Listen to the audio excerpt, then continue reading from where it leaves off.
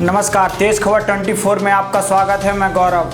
Unlock 1 के दौरान विवाह घर सहित उनसे जुड़े व्यवसायियों के ऊपर लगी रोक को हटाने के लिए विवाह घर एसोसिएशन के सदस्यों ने आज अपनी मांगों और समस्याओं को लेकर कलेक्टर को ज्ञापन सौंपा है।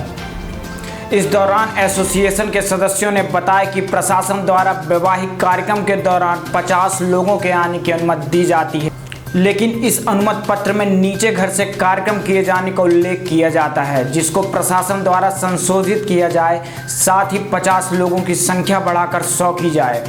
इसके अलावा विवाह घर को भी संचालित किए जाने की छूट दी जाए। संघ के लोगों ने कहा कि शासन द्वारा बनाए गए सभी नियमों का पालन हम लोगों द्वारा किया जाएगा। साथ ही सोशल डिस्टेंसिंग का भी ख्याल रखा जाएगा। एसोसिएशन के सदस्यों ने कहा कि हालत यह है कि हमारे यहाँ काम करने वाले श्रमिकों के सामने भूखों मरने की नौबत आ गई है। उनका भी ध्यान शासन को देना चाहिए। ज्ञापन सौंपा गया है। हम लोग बारात घर एसोसिएशन की तरफ से और उनके साथ जुड़े हुए जितने हमारे व्यवसायी हैं, वो सब लोगों को साथ में मैं लेके आया हूँ।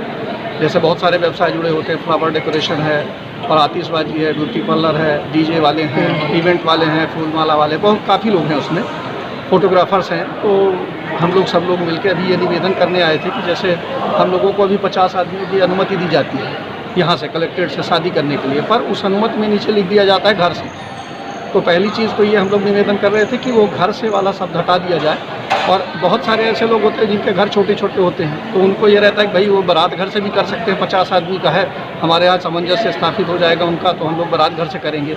दूसरी चीज़, सर से भी हम लोग निवेदन ये करने आए थे कलेक्टर साहब से कि इसको 50 की संख्या को 100 बढ़ा के कर दिया जाए, क्योंकि बहुत सारा स्टाफ भी होता है सबको मिला के, और मैरिज हॉल में इतनी जगह होती है, और बाकी जो नियम होंगे सोशल डिस्टेंसिंग पालन या और वो सब पालन हम लोग करेंगे, उसमें कोई दिक्कत नहीं हम लोगों को। लेकिन यह है कि हम लोगों का भी व्यवसाय चालू हो जाए, जिससे बहुत सारे ऐसे व्यवसायी हैं जो बेचारे भूखे मर रहे हैं। इवन वेटर जो वर्कर होता है, उनके पास आय का कोई स्रोत नहीं होता, तो वो भी हमारे यहाँ काम करके कमाते हैं। तो मुझे लगता है कि अगर ये अनुमति प्राप्त होती है कलेक्टर साहब के अनुमोदन से। दूसरी चीज़ ये है रिवर ग्रीन जोन में, और उसमें हम लोग नियमों का पालन करते हुए यदि चालू करेंगे तो आप लोगों का भी सहयोग रहेगा, शासन का भी सहयोग रहेगा, हम उनके नियमों के अनुसार चलेंगे तो हम लोगों का तो कुछ काम हो सकता है। बाकी सब चीज़ें खुल चुकी हैं करीब करीब, मतलब एवरीथिंग जो भी दिखता है वो सब खुला हुआ है, मार्केट पूरा खुला हुआ है, सिर्फ बारात घर बचा हुआ है। मैं यही निवेदन करने आया था कि इसको भी चालू कर दिया जाए, तो जो हम लोगों के साथ जुड़े व्यवसायी हैं, जो लोगों को बड़ी समस्याएं हैं, तो शायद उनका भी कुछ।